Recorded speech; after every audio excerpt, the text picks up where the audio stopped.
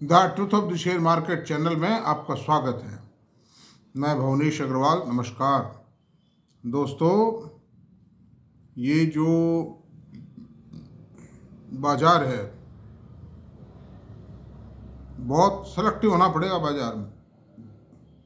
बाजार में बहुत सेलेक्टिव होना पड़ेगा। तेज़ी आ रही है, इसका मतलब ये नहीं चाहे जो चीज़ें खरीद ली जाए। और ट्रेडिंग पर्सपेक्टिव से तो खैर आप जाने, अपना काम जाने, मेरा कोई लेना देना नहीं ट्रेडिंग वेडिंग से, F&O से, सट्टे फाटके से। मैं तो केवल मात्र अगर कोई सेवा कर रहा हूँ तो फंडामेंटली स्ट्रॉन्ग इन्वेस्टर्स के लिए कर रहा हूँ। मतलब मेरा जो कुछ एनालिसिस है वो फंडामेंटल एनालिसिस है।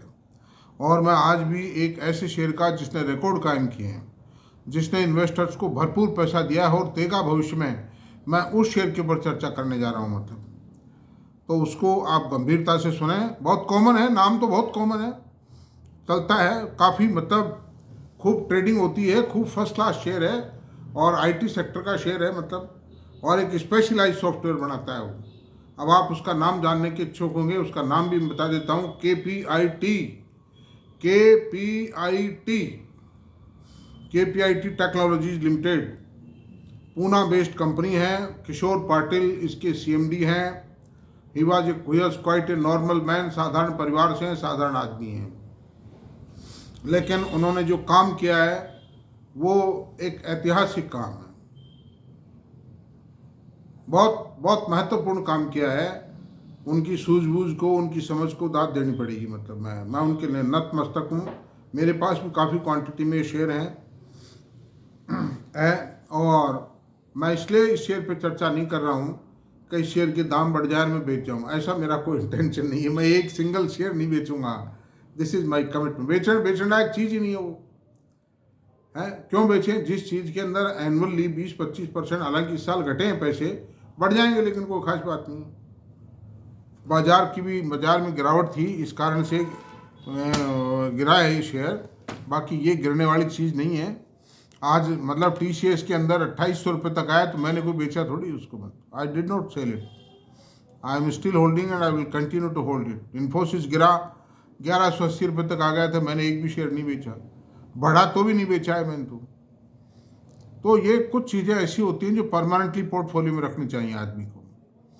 आदमी पनपता जब ये है शेयर बाजार में, जब बहुत ही फंडामेंटली स्ट्रॉन्ग शेयर्स को पोर्टफोलियो में एक लंबे टाइम तक रखेगा, क्योंकि बेनिफिट ऑफ कंपाउंडिंग बहुत बड़ी चीज़ है। आपने कंपाउंडिंग साइंस को समझ लिया तो आप शेयर बाजार में सक्सेस हो जाओगे, और कंपाउंडिंग साइंस से आप दूर रहे तो आप शेयर बाजार के अंदर कभी प्रॉफिट नहीं कमा सकते। ये मेरा दावा है। मतलब ये है। तो दोस्तों अब चलते हैं KPIT पे चर्चा कर लेते हैं। 4 कंपनीज हैं देश में, 4-5 कंपनीज हैं देश में जो स्पेशलाइज सॉफ्टवेयर बनाती हैं। टाटा एलेक्सी रिकॉर्ड कायम किए, इसने भी टाटा की कंपनी है। टाटा टेक्नो, ये अभी लिस्ट हुआ है 1.5 साल पहले, इसने भी रिकॉर्ड कायम किया लिस्टिंग के टाइम। लेकिन आज लोग बंगले झांक रहे हैं इसको लेकर के। शेयर अच्छा है, ग्रुप अच्छा है, शेयर अच्छा है, प्रोडक्ट अच्छा है और आएगा भी ऊपर। लेकिन बीच में थोड़ी परेशानी रही है। ऊंचा लिस्ट करा के ऑपरेटर्स टिका गए, गले में बांध गए लोगों के। वही बात मैं कहता हूँ कि जल्दी मत कीजिए, सावधानी करिए। शेयर कहीं नहीं जाएगा। हर शेयर हर इन्वेस्टर को कई मौके देता है खरीद के, कई मौके देता है निकलने के। इसलिए आप घबराइए नहीं, मतलब चिंता मत कीजिए। हर बार मौका मिलेगा। जल्दी जो कर गए 1400 रुपये में लिस्ट होती ही खरीद गए, उनको बड़ा भारी नुकसान हो गया। मतलब पूंजी ब्लॉक हो गई। और होल्ड करना चाहिए। कोई घटिया शेयर होता तो निकाल भी देते, क्योंकि शेयर भी बढ़िया है, प्रोडक्ट अच्छा है, मैनेजमेंट अच्छा है, इसलिए होल्ड भी करना पड़ रहा है। तो वो जो पीरियड में उस पूंजी से लाभ जो मिलना चाहिए था वो लाभ नहीं मिल पाया उनको। और KPIT टेक्नो है ही जिसकी चर्चा कर रहे हैं, L&T टेक्नो। और एक साइंट भी आप उस कड़ी में जोड़ लीजिए। साइंट भी बहुत शानदार चीज़ है, शानदार, इतने बढ़िया। इस पर मैंने वीडियो बनाया था करीब करीब आप समझिए 15 दिन पहले। 15 दिन पहले वीडियो बना के मैंने लॉन्च किया था। मैंने भी खरीदे हैं साइंट के शेयर। आप ये ना समझें कि मैं खाली आप लोगों के लिए ये वीडियो बनाता हूँ। मेरी भी जो शेयर समझ में आता है मैं खरीद लेता हूँ, उसको कोई दिक्कत नहीं है। This is the position. मैं साइमल्टेनियस होल्डर, और बेचूंगा नहीं। मतलब ये नहीं, धोखाधड़ी नहीं करूँगा कभी, मतलब किसी के साथ में, मेरा वादा है। मतलब ये तो अब इसके फाइनेंशियल्स पे चर्चा करते हैं। इन चारों पांचों कंपनियों में से सबसे बेस्ट जो कंपनी है वो KPIT। सोच में नहीं सकते थे किशोर पाटिल साहब इतना बढ़िया काम कर जाएं, क्योंकि परिचित नहीं थे ना बाजार से, ये नए आदमी आए थे शेयर बाजार में, लेकिन इन्होंने काम करके दिखाया है और इन्होंने रिवार्ड दिया है शेयर होल्डर्स को। ऐसा करने वाले बहुत कम एंटरप्रेन्योर्स होते हैं। तो चलते हैं, और कोई ज़्यादा बोलते नहीं है, ये ज़्यादा डींगे भी नहीं हाँकते हैं, बहुत सामान्य बात करते हैं, बहुत सीमित बात करते हैं, टू दी पॉइंट बात करते हैं। तो चलते हैं। मार्केट कैप 39,141 करोड़ है इसका। आज का प्राइस 1428 करोड़ रुपए है। हाई लो 1929, 1283 करोड़ रुपए रहा है 52 वीक का। प्राइस अर्निंग रेशियो 53.9 है, बिल्कुल रीजनेबल पी रेशियो है, क्योंकि कंपनी 20-22% से तो ग्रो करेगी करेगी, और अगले साल वापस 30-35% की ग्रोथ पे आ जाएगी ये मतलब कंपनी। अच्छा साहब, बुक वैल्यू 91.2 है, डिविडेंड यील्ड 0.50 है, ROC 38.4 है, ROE 31.2 है। KPIT की बात करें मतलब फेस वैल्यू 10 रुपीज़ है, और 5 साल का रिटर्न बताऊं आपको, 5 साल पहले 100 रुपये था, अभी 1428 है, यानी 14 गुना कर दिया आप समझ लो इसको, और डिविडेंड आ गया जो अलग है।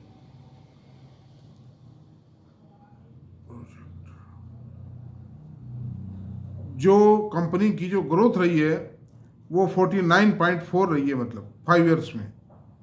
CAGR जो है ना कंपनी की 5 ईयर्स CAGR 49.4, बहुत कम कंपनी है, कोई मुश्किल उंगलियों पे गिन लीजिए आप, इतनी सी कंपनियां हैं इसमें, इतनी बड़ी ग्रोथ देने वाली। 49.4 की CAGR किसको कहते हैं, रियली वंडरफुल। मतलब ये HDFC बैंक हो चाहे इन्फोसिस हो, ये भी कोई साल 2 साल ही दे पाए थे। मतलब 3 ईयर्स ROE 27 रुपये। Healthy dividend pay out 30% of the earning they distribute as dividend. अच्छा, अब चलते हैं, अब इसका क्वार्टरली वर्किंग को कंपेयर करते हैं। 3 क्वार्टर्स को करेंगे, सितंबर 23, जून 24, सितंबर 24। सेल सितंबर 23 में 1199 करोड़ रुपए, जून 24 में 1365 करोड़ रुपए, यानी एक साल में सेल के अंदर जो बढ़त आई है वो भी 1365, करीब 1365 बटा 1199, 13% की बढ़त आई है ईयर, मतलब 9 मंथ्स में सेल के अंदर। और फिर 1471 करोड़ हो गई, यानी क्वार्टर ऑन क्वार्टर भी बढ़ी है, मतलब सितंबर 24 क्वार्टर में 1471 करोड़ रुपए हो गई, ये बढ़ी है 35 और 71। क्वार्टर ऑन क्वार्टर भी करीब 9% सेल बढ़ी है, मतलब इसमें दीजिए। प्रॉफिट सितंबर 23 में 141 करोड़ रुपए था, जून 24 में 204 करोड़ रुपए हुआ, और सितंबर 24 में 204 करोड़ रुपए हुआ। इसमें ग्रोथ सितंबर क्वार्टर में प्रॉफिट में इसलिए नहीं आई है क्योंकि सितंबर क्वार्टर के दौरान ये अपने एम्प्लॉयज़ को वो जो इंक्रीमेंट देते हैं, इस कारण से वो प्रॉफिट उसमें एब्जॉर्ब हो गया है। आगे इसका इम्पैक्ट आएगा, आगे बढ़त आएगी, कोई दिक्कत नहीं है। ऑपरेटिंग प्रॉफिट मार्जिन 21 और 20 इस क्वार्टर में आया सितंबर में। उसका कारण है कि वो इंक्रीमेंट के कारण मार्जिन गिर गए ना, मतलब थोड़े से। और अर्निंग पर शेयर 5 रुपये 14 पैसे थी सितंबर 23 में, जो सितंबर 24 में बढ़ के 7 रुपये 43 पैसे हो गई। 50% ग्रो कर गई, मतलब एक साल में 50% ग्रोथ आई अर्निंग के अंदर। अच्छा जी, अब प्रॉफिट एंड लॉस पे चलते हैं। FY 19, FY 23 और TTM तीनों को 3 सालों को कंपेयर करेंगे।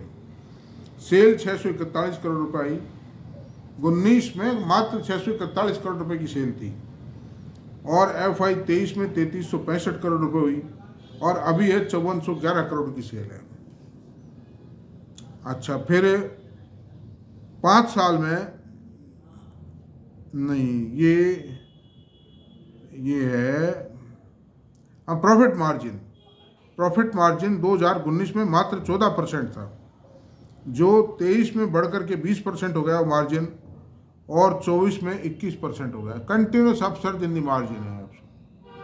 IT industry was suffering due to depression in USA, but KPIT gained momentum. Net profit 55 crore था 19 में, फिर 387 करोड़ रुपए और ये 731 करोड़ रुपए हुआ। 14 टाइम प्रॉफिट हो गया, 14 गुना प्रॉफिट हो गया 5 साल में।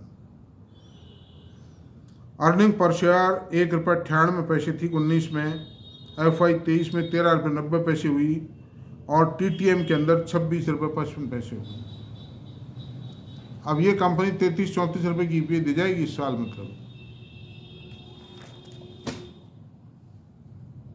इक्विटी 271 करोड़ रुपए है और रिजर्व 2229 करोड़ रुपए के हैं।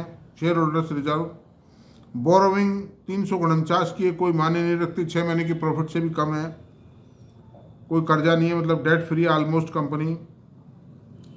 अदर लाइबिलिटी 1736 करोड़ रुपए है। It is not a certain liability, it is only A provided liability.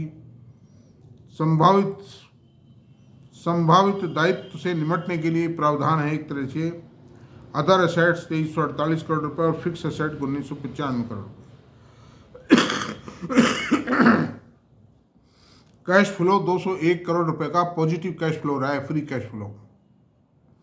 और वर्किंग कैपिटल -18 डेज है, ये भी बहुत बड़ा प्लस पॉइंट है भाई, -18 डेज होना मतलब। मैंने होल्डिंग्स की बात ये है, P 39.47, प्रमोटर की 39.47 है, FII 20.95% है, DII 17.52% है और पब्लिक के पास 21.11% है और अदर्स के पास 0.97 है। कंपनी के शेयर होल्डर्स की संख्या है 2,59,643। तो अंडर दीज सर्कमस्टेंसेज इसका P रेशो बिल्कुल मोस्ट रीजनेबल है। कारण क्या है कि टाटा एलेक्सी जिसमें इस वक्त ग्रोथ नहीं है उसका P रेशो भी 50 है, मतलब 50 से भी थोड़ा सा ज़्यादा ही है।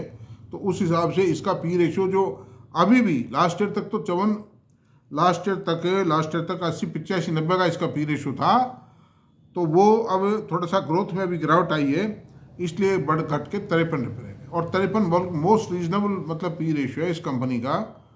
और ऑटोमोबाइल पार्ट्स का बिजनेस है इसका। ऑटोमोबाइल पार्ट्स का बिजनेस नहीं, मतलब ऑटोमोबाइल पार्ट्स को कंप्यूटर एडेड डिजाइन तैयार करते हैं, खास तौर से इलेक्ट्रिकल ऑटो व्हीकल्स का, ऑटो इलेक्ट्रिकल व्हीकल का ये तैयार करते हैं मतलब। और आने वाले टाइम में मतलब ग्रीन हाइड्रो व्हीकल्स भी आएंगे, हाइब्रिड व्हीकल्स भी आएंगे, तो काम तो डे बाय डे बढ़ता चला जाएगा। क्योंकि कोई भी कंपनी बाजार में कम्पिटिट करने के लिए, कोई भी ऑटोमोबाइल, दुनिया की 25 जो मानी ऑटोमोबाइल कंपनीज हैं, top 25 companies of the world in the automobile sector are client of KPIT। इसलिए इस कंपनी में मुझे किसी भी तरह की कोई कमी नज़र नहीं आती और ज़मीन से जुड़ा हुआ मैनेजमेंट है, इसलिए कहीं कोई दिक्कत वाली बात नहीं। तो दोस्तों इतना ही रहने देते हैं, इसको चर्चा समाप्त करते हैं। आपको मेरा वीडियो पसंद आया हो तो प्लीज़ इसको सब्सक्राइब करें, लाइक करें, शेयर करें, कमेंट करें। Thank you very much.